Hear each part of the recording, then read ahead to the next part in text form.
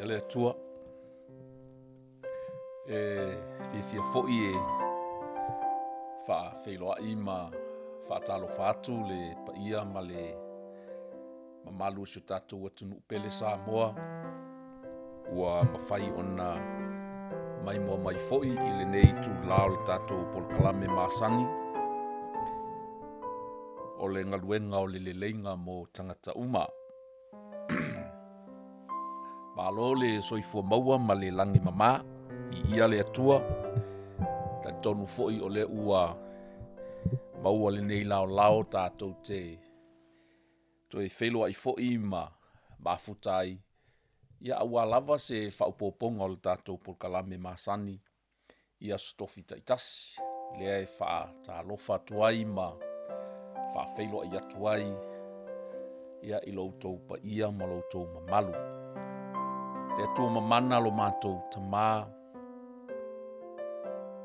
i le ai lava stasi mātou te suru whai atu iai.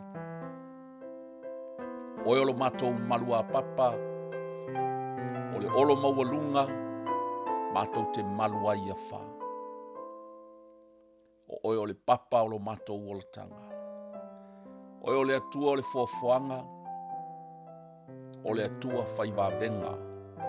O le atua matautia, o le atua whaamalolo mai. O e fo'i o le atua na e fōa i mai mea umalava tama. O lo o mātou wola, ma mātou manuia i nei. O le atua o ananafi o le aso, e o lava i e lua. O lau pule fo'i. E lei lava stasi e mawhai o na avesea. E te pule au i lunga, whaatasi ai malalo nei. O i mātou, o mea lau fuafuanga na e whaia. Ia mātou wola, ia mātou i loa o na tapua i atu. Ia mātou i loa o na ava ma whaaloalo i ate oi. Ia mātou i loa fo'i o na whaalongo ma sāvali-vali i outou langa au. Mafuta maia i le nei tae au. A fio maia i le nei tae au. Tala mai ou a au i le nei tae au. Nganga pa ia. O te wala au atu ma le whaaloalo, ma le loto maualalo. Tō lau pule i le nei tae au. Whao ngā ina se whatau waa o lo nei tangata. Se i momoli lau whi au e au maia mo le nei asu. Whaalau te leina, whaamala maina e loa nganga pa ia. O wao le nganga lava lea na musuia au na oena tūsia lau o fionga. O le pelu e whaatau ma ai o nei tu. O le suru fo'i ma le malama i o mātou wala. Amataina e lau o fio o ngā tutonu oe, whai uina le mana o loa nganga pa ia. Ai tu mau pēr le vi inga e whaavavau. Ona o lau suafa Yesu. Amen. Ia, i ia le atua le tai au. Amen.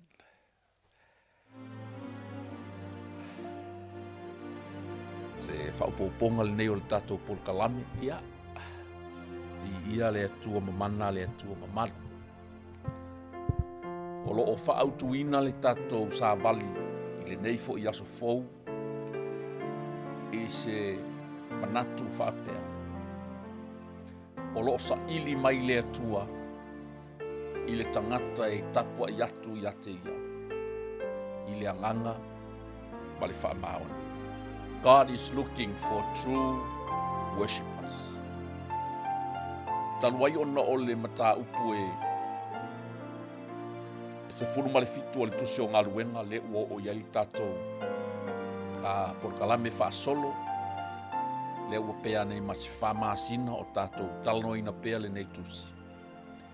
O lo o iai vaenga i le ngaluenga whaamiso nale a Paulo na ui atu ai, nisi fo'i o ai, ma maitau wina ai, upu o lo o tūsi ai luma o lātou whale tapuai. Mo le atua e le iloa. Lea ua whaingoa ai le tātou polkalame, po ua whaautu ina ai le tātou polkalame i le nei fo i aso. O lo sa ili mai le atua i se tangata e tapua i atu i ate ia ma le whamao. Whtaia inga a Yesu ma le tina, ma le whawhine sa Maria i lungo le vai. Whetalai atu Yesu i ate ia. Funai, tali tonu maia i ate au. E o mai o naso, tau te tapua i le tamai le ngata i le nei mauma. Po o Yerusalema, tau te tapua i male le iloa. Aua mātou tapua i male iloa. Awae mai a iutaia le whaotanga. Believe me, dear woman, the time is coming when it will no longer matter whether you worship the Father on this mountain or in Jerusalem. You Samaritans know very little about the one you worship, while we Jews know all about him, for salvation comes from the Jews. But the time is coming, indeed it's here, now, when true worshippers will worship the Father in spirit and in truth. The Father is looking for those who worship him that way. O lo sa ili le atua le tama, ia ila tou o e tapua i atu, ia te ia whapena. Mailitala tuspa ia. The time is coming when it will no longer matter where. E o maili taimi, e le tā ua ai po o whea e te tapua i aitina. Pe te tapua i lungo le nā maunga ua tali tonu i ai o tama. Pe mātou te tapua i fo i Yerusalema, e le a whaina lea. Ai tā ua i le tama, o losa ili mai le atua le tama, i le tangata e tapua i atu i ate ia, mai le loto atoa, ma le whamao. I ia le atua, o le atatoa nga ilo le tatou tusi whaitau, pe o lea ua o iai le tatou polkalame, le ngaluenga e se fulu ma le fitu. Le anga iatu, o le malanga whaalua lea Paulo, whaamiso na le, lea ua o atuai i te Salonia.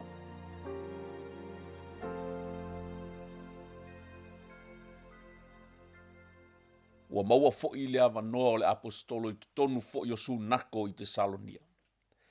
Mai ua whaamatala, ma whaasino atu, ma launga atu Paulo sa tatau o na ti ngā o le keriso. Ma toe tū mai na ie uote, ma ia whaape atu. O Yesu le nei, o te fola atu ai a te outou, o le keriso la valea. I ia le atua, o le tato autu o lo whaauawina, o le taua whaaleanganga, ma le mana i le upua le atua. O le taua whaaleanganga ina ia manu malo ina pea ni a nganga, ma whaalau tele ina i pea le malo le atua. A ia matua whaato i lalo popo, ngaluenga le ti apolo. A wao ngaluenga whaalawe lave ia, o ngaluenga leanga ia le ti apolo, o loo tau mawhai ai e ngā oi e se tangata, e fasi tangata, ma wha umatia tangata, ma wha pongi sāina tangata, ma wha tau asoina tangata, ina ia ngai ai pea i se oli. O le nofoanga, ua whaia wha apitoa e le atua, mole ti apolo, mana au. A ua fausia ina, ma tapena ina, e le atua le tamase nofoanga mata ngofie. Ua whaingoina o le langi ma le ola e whaavavau. Mo I latou uma o e tali tonu ma fatua tua.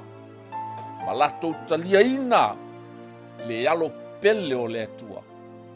O le na maliu whaalava au. I lunga o le sa taulo matanga.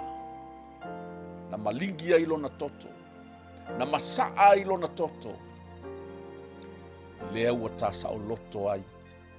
Ta te uru fale atu iona luma. I so se taimi. Ta te manao ai. Na tanu mia ai o ia. Ma ia toe soi fua manu malo e ala ile mana toe tu o le atua.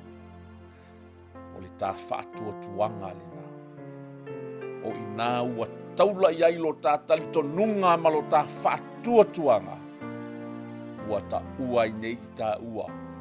O ta ngata whanau fowina. O ta ngata ua whaolaina. E ala I le maliu o Keriso. Pe a whai. Ta tote salamo. Maliliu ese I o tatou wala le ama. Ai tatou talia le ali o le ola. E a vea mali I ma whaola I o tatou olanga. O le tala le nā Paulo. Fa mai mātou te fola ma wha matala. Ma wha sino atu I a te outou te Salonia. E ao. O Yesu Keriso lea na ti ngā. Na maliu ma toe tu. Ma ie ua oti. Ma ua wha pe atu. O Yesu le nei. Mātou te fola atu. O ia lava o le Keriso. I ia le atua. Ua tali tonu mai fo inisio I latou. Ma ua whau popo ina I latou. Ia Paulo Masila. O e leni fo I o e ua mata tau I le atua. E toa tele lava. Sa o ta mai tai e toa tele fo. I ia le atua. O le result le nā. Po le taunu unga le nao le nei taua. Le fa mai ua tali tonu mai fo inisio I latou. They believe. Some of the Jews who listened were persuaded. Sorry. Verse 4.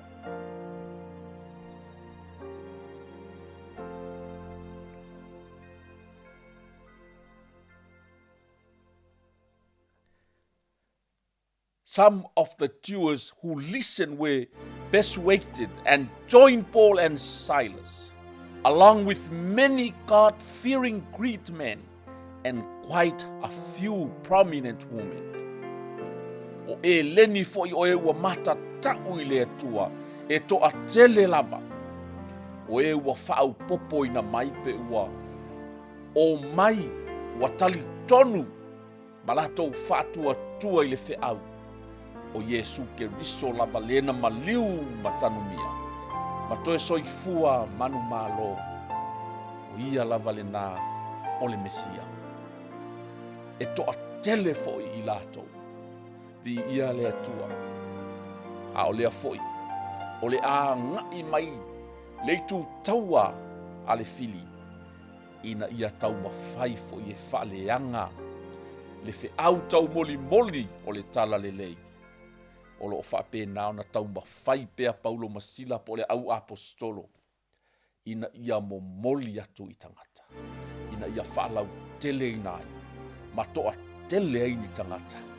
E manu malo ina pea nganga. Mo le malo le atua. O le winga le nao le nei taua whaale nganga. Ma le mana le upu o le atua. Wa mai le whai upe lima a o yu taia e le whaalongo. Wa mata tau a I latou. Whaatasi mai a te I latou nisi tangata leanga. O e ta whawhao vale. O na whaanunu nunu lea I latou. Ma whaapisa pisa o I le a ai. O na wheo sofi lea I le whale o Iasona. Wasa ili a te I la ua ia taita ina I fafo I le no. Pei lavo na whaingoa ina le nei porkalame o le taua whaaleanganga.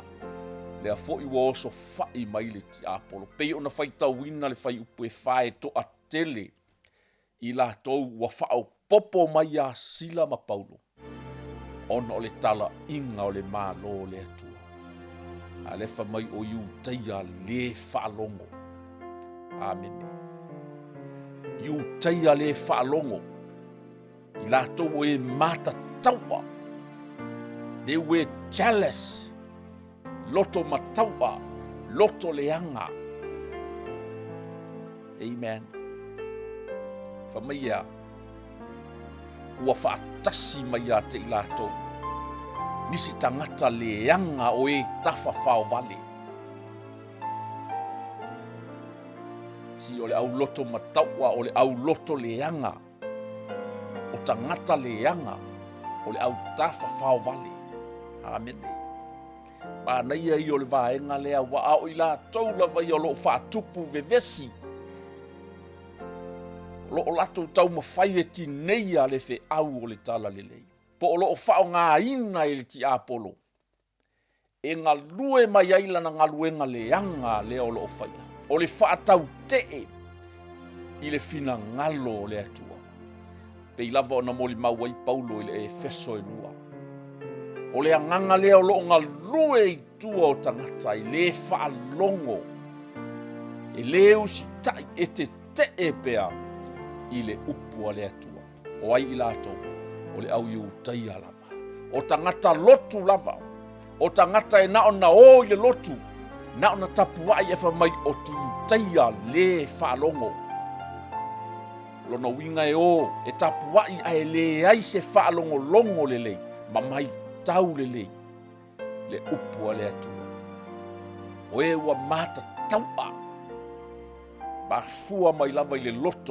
loto leanga jealous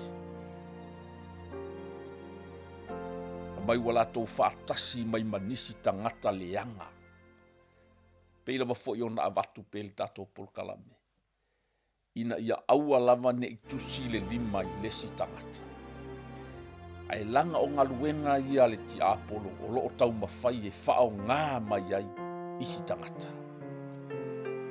o lea la o tangata lava lotu o tangata iutaia ai mauti noa fo o lea lafi mai ai tua le ti apolo e whaoso mai e whaoso le loto mataua whaoso whaoso le loto leanga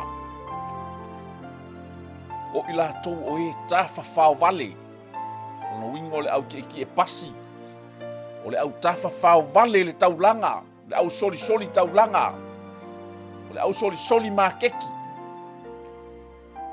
whamai walatou o mai walatou whaanunu ia i latou amen they gather some troublemakers from the marketplace to form a mob and start a riot. Walatou tau mawhai e form up foi. Ni tangata latou te tau mawhai e whaanunu. Pe whaamase sei. Pe whaafina wale loto tangata. Langa lea foi wao o mai le tala le lei. Le tala le lei ya keriso. Le foi wasu sulu mai le malama o le tala le lei. Le tala le lei e tasi. O Yesu lea na maliu mato e tu o le Mesia lava le nā. I ia le atua. Walatou whaapisa o i le ai. Ona feo sofi lea i le fale o Iasona. Walatou sa ili ai ia Paulo Masila. Manatua o se tasi lea o tangata whaatua. Sa ia tali le leia. Sa ia whaauru faleina Paulo Masila. I lona fale.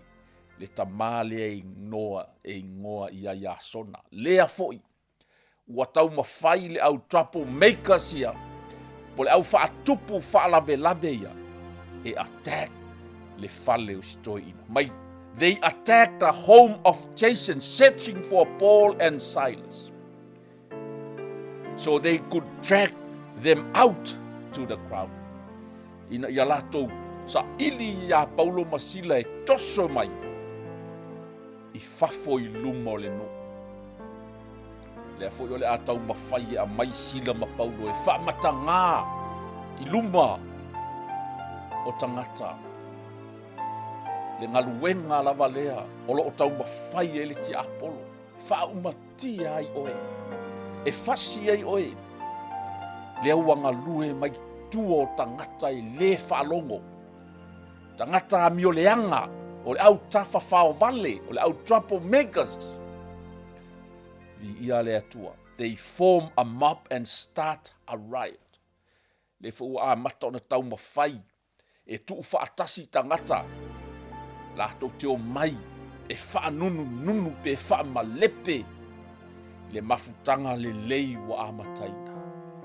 Pe ona whaita wina le amatanga to a tele tangata. E o lava. Maia, ua tali tonu mai fo inisio i lato. Ua whaupopoina i lato ia Paulo Masila. O e leni foi o e matatau. Mai o i nei tangata ese. Tangata e leni o tangata ese. O e ua matatau i le atua e to a tele lava.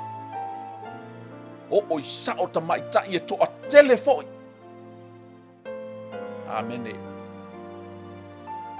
Ua matamata ita fo le ti Apolo i le vaai atu. Le toa tele o tangata ua liliu i le whaatuatuanga. Ua tali tonu o Yesu Keriso o le Mesia la valea. Hao lea fo i wanga i mai le fili. Wanga i mai fo i le au o le fili. E whao ngā mai ai le au le whaalongo sa moa. A whai o oio se tangata nao na e alu le lotu e te le whaalongo lava i le upua le atua. Whai o oio se tangata matau a ma e loto le anga pea. Whai o oio se tangata i te whai mea le anga. O oio se tangata nao le tawhao vale wha mai mau taimi. Le aisau mea e whaia. O le aval noa le nā e whao ngā le ti Apolo e whao ngā i oe. E te whaatupu vevesi, e te whaatupu misa. E te whaia mea le anga e ti nei ai. Le momoli atu ina o le fina ngalo ma le ami o tonu. A le atua. Vi ia le atua. Ma le tala tuspa ia ele i maua i la ua. Ona fetoso mai lea. I la tau ia sona manisi o le au uso i le au whaipule o le nu. O loo alalanga atu, o tangata nei o e ua whaatupu le fōwale i le lalolangi nei. Ua lato ua o mai foi i nei. Tā lofa ia sona. Manisi o le au uso whaatuatua i te Salonia. Lea foi. Ua whape nā whaina tuai ua whetoso mai i la ua. Ua au mai i luma o le nuu. I whai pule ma tai o le nuu. Ma latou moli mau atu o tangata nei ua whaatupu le fau vale i le lalolangi.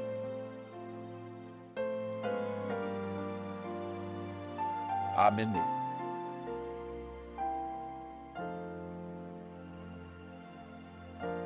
Whai upe fitu. Watalia i latou e yo sana, e ya sona, ua whaatu i ese fo i latou nei uma, lava i polo inga kaisala, ua whai mai o Yesu o le tasi lea tupu. O le moli mau lea le au tawhawhao vale, le au le whaalongo, le au whai mea leanga, le au loto leanga. Le ua latou mō lia ai, ya sona, mai latou o e ua whatua tua i le tala i ngā Paulo Masila. Le ua latou momoli, ma latou tau watu, i whai pule, i ali i sili. O nei tangata ua whatu i ese fo i latou nei. I polo inga kaisala, ua whai mai o Yesu o le tasi tupu lea. Tasi lea, ona ole whaperetania o lo whaitawina. Jason has welcomed them into his home. They are guilty of treason against Caesar. for they profess alliance to another king named Jesus. O le upu lea, o le tuition po le whao mālo. Le ua latou moli mau ai po ua latou. Au mai ai nei nei tangata. O e na whātua le tamaha ia ia sona ma i latou. Ua latou a maia i luma. O whai pule mali sita. Ma latou whai mai o i latou nei ua whātu i ese. Ua latou whao mālo. Ma ua latou moli mau mai o Yesu. O le tasi lea tupu e ese mai a kaisala. I ia lea tua. I ia lea tua. A o le launga lea Paulo. Na launga i Paulo o Yesu ke riso lea. O lea lii na maliu matoe tu. O ia lava o le Mesia. Amene. O le taua lava lea o lo o whaia. Le taua lava lea wha lea nganga. I le tau mawhai atu. O le whānaua lea tua. O au nā lea tua e momoli atu. Le tala le lei i a ke riso. A o lo o whao ngai le ti apolo le au le whaalongo. Le au tafa whao vale. Na o le wha mai mau taimi. Tafa fal. Tafa whao ki e pasi. Soli maa keki. Ai iai le loto le anga ma le loto mataua. Ma latou au mai ai nei mō lianga se tu ua i fua. Amene. Ma latou whaaleanga ina le tala inga o le mālo le atua. Ma latou whai mai o nei tangata. Wa latou whao mālo. Wa whai mai o Yesu o le tasi le atupu. Amene. Mai ua latou whaatupu ai le atu vale i le motu o tangata. A toa ma le au whai pule o le nuu.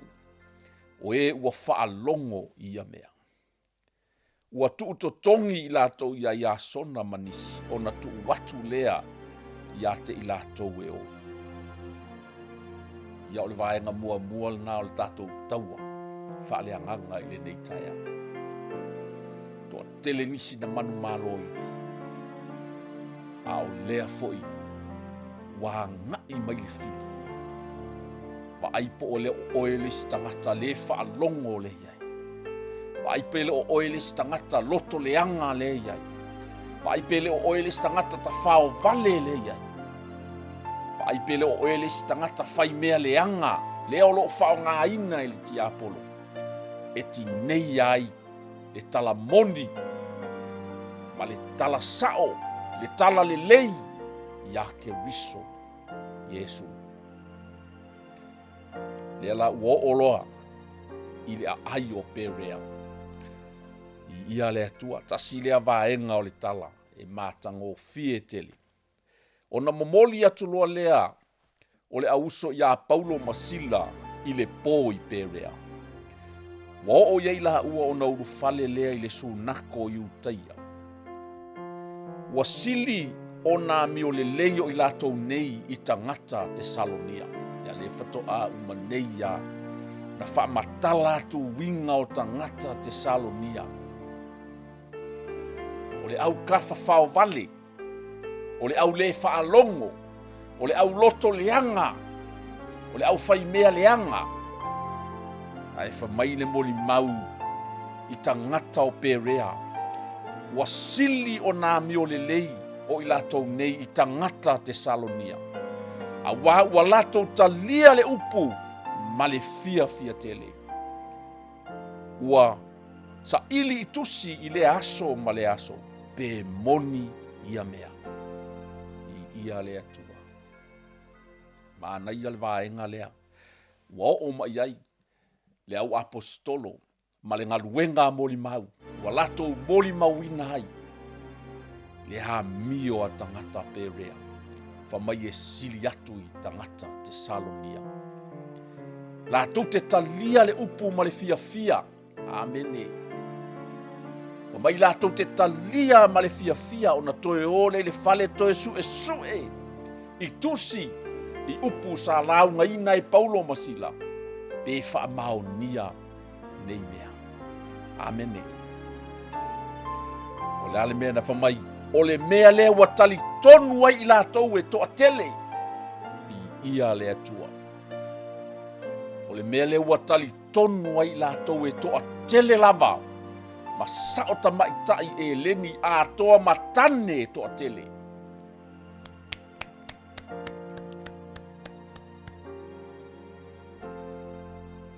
Ma naia o se nuu, ma naia o se itu malo, ma naia o se atu nuu. Lātou te talia le leile upu, ma le fia fia. Amene. Sa whatino ina le portalame, I lunga o le TV a sa mo le toe fausia o ainga I le aso lua na tene. Mai le tala Iesu I lana whata otu. O le tangata poto na te whaia lona fale I lunga o le papa. Ua whaatusa o le tangata e whaalongo I le upu. Ma whai. Lea foi e iai le nei nuu po le nei pito nuu o perea. O ni tangata lātou te whaalongo matalia ma le fia fia. Ma lātou sa ili I aso whaiso. Pe moni a fionga le atua ua fola ina. O le ale mea tā ua tupu mai ai. O le mea lea ua tali tonu ai I lātou e toa tele. Toa tele lava. O sao tamaitai e leni a toa matane e toa tele. I ia le atua. Amene. Talosia o oe o se tangata I te whaalongo ma e fia e talia le upua le atua. Amene. Pai pesuma le tolu. A ua iloa e tangata I utaia o I te Salonia. Ua fola ina le afionga le atua e Paulo I perea. O na watu ai leo I lātou. Ma whaaoso I le motu o tangata I lea mea. ele malo lo ale taua le alo faine ya. E kele me ele whaalongo e ula vavali. E keki e pasi. O le whamai o le au te Salonia ka whawhao vali. A le wala tau whaalongo mai le tala. A le whamai wa whaalongo mai le au ali I lea mai te Salonia. O lea ua fola ina fo I lea fionga. Watalia e tangata perea le upua le atua ma le fia fia. Ma ua toa tele fo I tangata e iai ma tangata. O nu ese tangata e leni. Ua tali tonu ma whatua tua I le tala lele. Ia lea fo I wato e taa milo ma whaku fo I. O le ngei kalinga whai la po le tiapolo. E le moe, e le mapu. Whamai o lo ka milo peise le onga e su e lava se mea. Su e lava se tangata na te aina ma wha umatia. Lea fo I laha ua whaalongo mai ua fola matalia e perea. A e koe ka milo whamai o na watu ai leo I lātou. Ma wha oso I le motu o tangata I lea mea. Ona a au atu loa lea ele a uso ya Paulo. A lātou o ifo I tai. A uano nofo ai pea o sila ma Timoteo. Amene. Lea la ua. Fai le tonu ele au perea. Wata tau ona move ese Paulo. Sila ma Timoteo. Leanga o lea fa ua koe ka milo mai. Le au ka whawhao vale. Le au le whaalongo. Amene. Le au loto leanga. Le au whai mea leanga. Le a whau koe ka milo mai. E su e mai lava se au wala. E wha leanga I Paulo Masila. Ma Timoteo. Amene. Ya, le ua momoli. Ua momoli. O e na momoli fo ia Paulo wa lato o mai a te nai. Poloa I fo ia te I lato. E whai atu ia sila ma Timoteo. Ia vave mai a te ilau. O na lato fo ia I. whaafitai nei au uso I perea. Amene. Na tō ai se manatu, ina ia ave esea loa le au uso, mai I ona o lea fo I wato e taa milo mai le au Tesalonia lea, ina ia whaaho o le oti ia I lato. Aevi ia le atua, amene. Ia, o le aho o lo le tatou polokalame. I le vaenga, o lo wha au tūina ai, le tatou polokalame I le nei aso. E taamilo mai la Paulo, sila, ma Timoteo I le a ailea, atenai. Fa mai uati ngā tele lona loto. O mata, ia a ai ua tumu I tupua. Amene. Wa o mai I. O lo whaatalitali e Paulo le tau nuu mai o. Timoteo masila. Ai wha mai wa va ai atu ma mata atu. I le nei a ai o atenai. Wa matuati ngalo na loto I lona va ai atu. E tubu le a ai. I tupua. O tupua. Mea ia ifo ia I tangata o le ai. O mea ia tali tonu matapu wa ia I nei tangata. Malo lato leiloa. Ua ilunga fo I o lato sunako. Ia I utaia ma e mata tau I le atua. Ua launga, sorry. Ona finau mai leo isi o le au fia popoto. O le tu ainga o epikulo. Ma le tu ainga o se tikio. Ua fai mai fo inisi. Pe ala I se a. E le fai mai ai le nei tangata. Sii I le lau. A ua fai mai isi. A se fola mai I atua ese. A ua na fola atu ia te I lātou le tala le lei I a Yesu. Ma le toe tu mai. E faisi le manino I le whaasa moa le whaalanu moa nātu. Le whai tionga fo ia nei tangata. Ona o le fola ina pea e Paulo le tala le lei. Pea on whaatu inunga o le ua launga I Paulo I. Ia I utaia mai e mata tau. Wa tau tala fo I mawheilo ai mai lātou. A le fo ua finau mai ai nisi tangata fia popoto. O le tu ainga o epikulo. Amene. Fatu fo o le nei taua po le nei ngaluenga e fea ngai pea. Malu I tau I lea aso ma le aso. E whaolaina mai tangata o lea I tu malo. Ai oso fai mai. Lesi fo I tu malo. E tau ma fai lava e tineia. Le momoli na atu o le fe au. O le tala ni nei ia Yesu Keriso. Amene. O le awha tope atu I le vaenga lea. O lo wha au tū I nai le tatou por kalame le nei aso.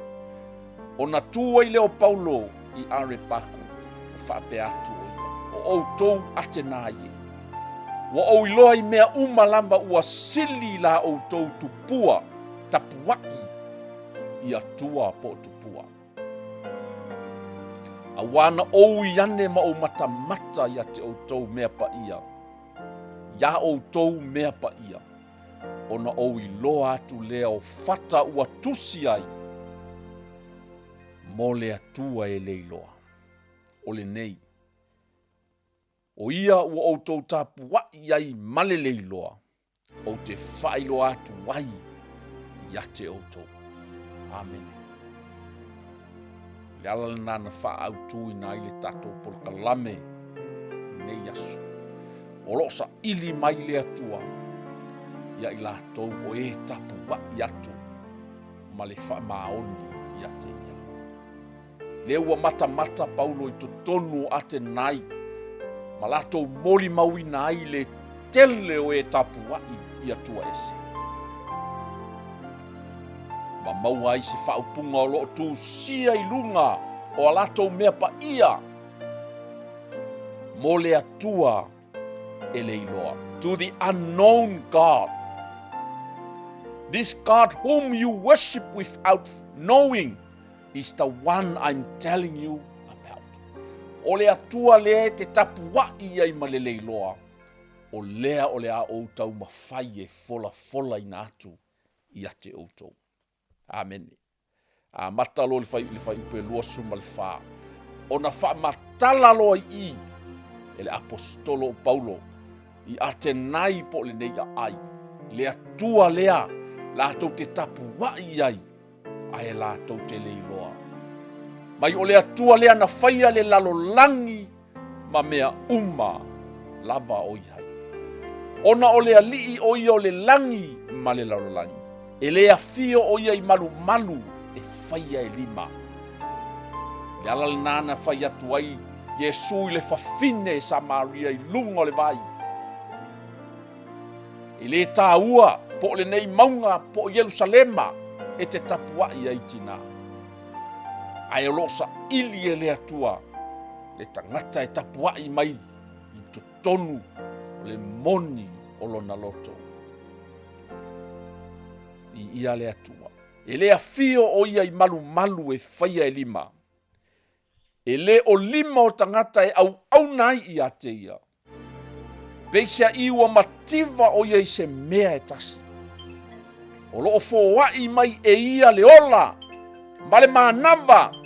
Ma mea lava i le vao mea atoa. Amene. O le atua lea. O le atua lea. Lea tau te tapua i ai ma le leiloa ate nai. O le atua e le i whaia e lima. E le a fio o ia i malu e whaia e lima. Amene. Po le afo i le mana nei o le lapo poa ma le tete le ma le maua lulunga o ni malu tātou te whauina. Le ai e le a fio ai le atua i nā. Ma mai e le o lima o tangata peisia i e mativa. Amene. Ave ese ai fo i lo tali tonunga. Ma se tasi pei wa whai maanga nuu. A tangata tapuai. Pei noa na o le atua e fōwai atu i ai mea. A e pule lava oe iau mea e whai. Ate nai. E le ai e le mativa le atua i se mea tasi. O mea na e te maua whamai o mea e fōwai mai e ia. Fōwai mai e ia ma le ola. O le manava. Ma mea i le vao mea ato toa. O mea nai fōwai mai e le atua nai te le iloa ate nai. Wa whaia fo i o ia nuu o tangata i le loto ma le toto e tasi. Ia no nofo i le whonga ele Wana tuu fo i tau sanga na tō fia na mua matua o mea la tau te no nofo ai. From one man he created all nations throughout the whole earth. He decided beforehand when they should rise and fall. And he determined their boundaries. Amen. I ia le atua. Na tuu fo i tau sanga na tō fia na mua matua o mea la tau te no nofo ai. Amen. His purpose. Ina ia latou sila fia, ina ia latou sa ili i le alii, pe mawhai o na latou tau tango, ma latou i loa o ia, ai pe tai e le mamao o ia ma i tātou taitoatasi. Amen. His purpose was for the nations to seek after God and perhaps feel their way towards him and find him, though he is not far from any of us. E le mamao lava o ia mai tātou. Lua suma le vanu. Awa o ia o lo o olai i tātou. Ma ngā o ioi ai. O lo o iai fo i tātou ona o ia. Pei ona whai mai fo i e isi o tō whatu pese, a wā o lana whānau lava i tātou. Amene. O ia, o lo o lai oe, o lo o lai a. O lo o mi ngoi ai oe, o lo o mi ngoi ai a. O lo o iai fo i tātou ona o ia. We are here because of him. Ua mawhai ona e ola. Ua mawhai ona e tautala. Ua mawhai ona e mi ngoi. Ua mawhai ona e sa vali. Ona o ia, o lo ia te i tātou. Amene. E leo mamao fo i o ia mai tātou. O le nei, ona o whanau a le atua i tātou. E le tau o na tātou manatu, ua tusa le atua i se aulo. Po se a rio, po se maa, ua tala ina i le whaiva, ma le fuafua a le tangata. Amene. A te nai le atua lea, le te le iloa, le te tapu wai ai malou le iloa. E le tatau o na tātou manatu ua tusa o ia ma se aulo, ma se tupua na e te ifo iai. Amene. E le tusa o ia ma se a rio, po se maa. Pe ono outou tala ina, ma outou talitonu iai, ma outou wifo iai. Amene. I ia le atua. Mai o le atua na whaapale i ona pō le valea. A olo feta lai mai nei tangata inu uma ia salamo. I ia le atua. Ma o le whaai unga fo i le nā o le nei taua. Wha le anganga i le nei aso. Whaai ua i nā le la unga paulo ma whai atu. Na whaapale la vale atua. O le whaapale fo i leo le atua a te nai leo o mai ai. Se i tau watu i a te oe le atua na e te tapu wai e malou le iloa e te le whaatu saina. Le atua le nai se aulo po se a lio po se maa. Le ai e tu ese lava le atua lea. O le atua e mamalu, o le atua e pa ia, o le atua silisili ese. O le na whaia le ola. O le na avatu le manava. O le atua na avatu le balosi na e te mi ngoi mai ai a te nai. Ae na whaapale lava le nei atua. Ono o le valea o le tangata. A o lea ua feta lai mai nei o ia inu uma. E a fia i ma oe a te nai ma oe sa moa ma so se tasi. O whaalongolongo mai le nei tai au. Ina ia tātou li liu ese ma tātou salamo. Ia tātou wala leanga ma tātou wā mio leanga. O lo o whaia pea i luma o le atua. A o lo o sila mai pea ona fofonga. Ia i tātou. Whai ua tuai le whai upe tolu sumaltasi. A wawa whaatuina ia le aso e whaamasino ai le lalolangi ma le tonu. E le tangata ua tō fia e ia o loo whaamaoni mai ai e ia i tangata umalava i lona to e whaatū mai ia te ia. Na ye woti. For he has set a day for judging the world with justice by the man he has appointed, and he approved to everyone who this is by raising him from the dead. Wa whaamaonia mai i tangata uma o Yesu Keriso, le Mesia na toe whaatuwina i le mana o le atua. O ia le nana te whaamasino, le lalolangi uma, i le ami o tonu a le atua. He set a day for judging the world with justice. Amene. O le atua whaapale. O le atua alofa. Na tuuina mai pea ia le avanoa ina ia salamo ai tangata uma. Ai sea. A wawa whaatuina ia le aso e whaamasino ai le lalolangi ma le tonu. Amene. E whaamasino ai oe mau ma le tonu. Le anga o ia o le atua ami o tonu. Amene. Aua e manatu ai. E te ola le whaalongo ai pea. E te tawhao vale ai pea. Ma whai lava mea e te loto i ai. Ai te manatu natu.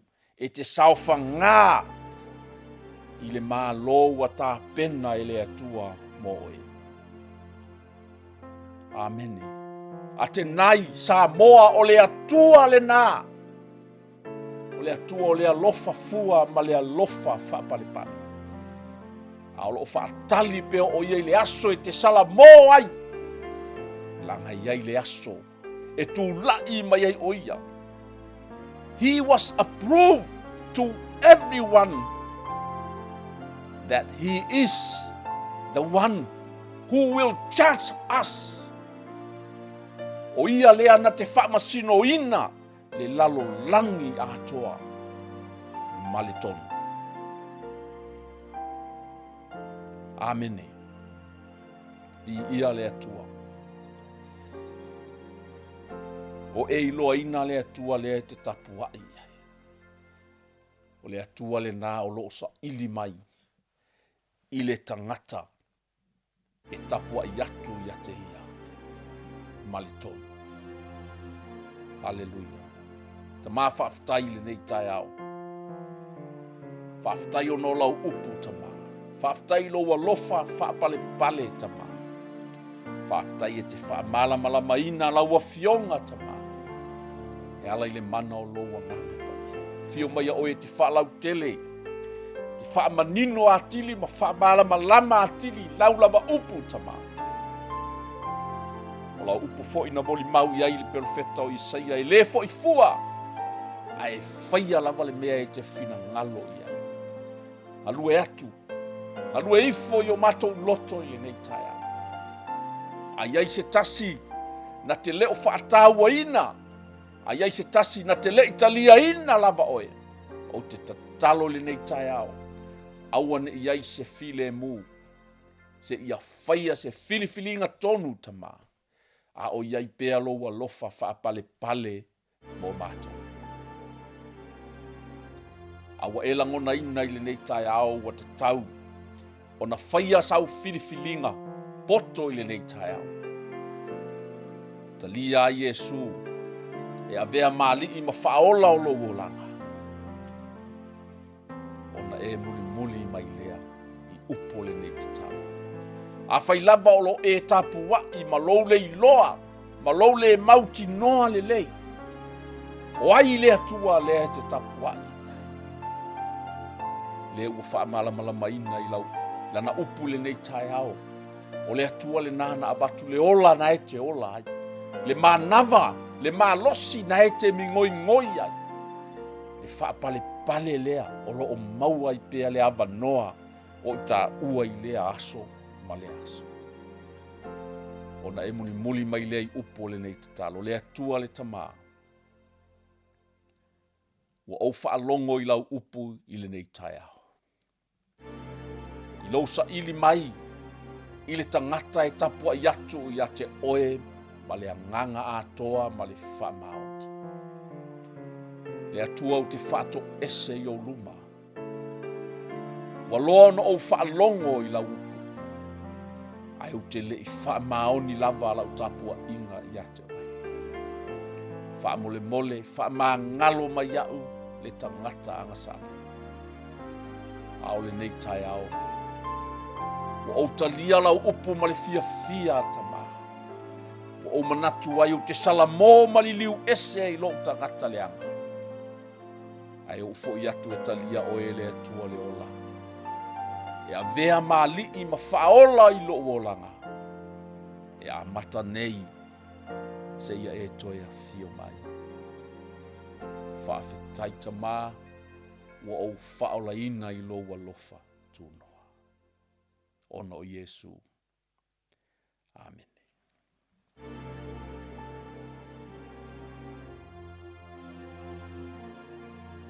Ia, sa moa se ua tunu pele. O se whaupoponga le nā o le tātou polkalame, le ngaluenga o le leinga, mō tangatau. Iai fo i se ngangana ua pā o vale, Le tau tamali I lau whaafonga ia whaamangalo lau tau au auna. Tau lava I le anganga o le tua, whaamanino ma whaamalamalama atili le na upu, o tātou whaalongolongo uma ia I le nei tai au I le matau tia o lo tātou atua. Le atua lea o lo tātou tapuai, ma whaamae aisi o tātou matulu o Samoa. Manuia fufuanga o le nei aso, tātou taupule ola le nawa yaso fau pe aulia I le alofa ma le anga le lei o le atua. Tātou toi mafuta I fo I lunga lava o le nei polkalame e mole temi nei. Whātou wha soifua ia, le pa ia ma le mamalu. O si o watu pele Samoa. God bless.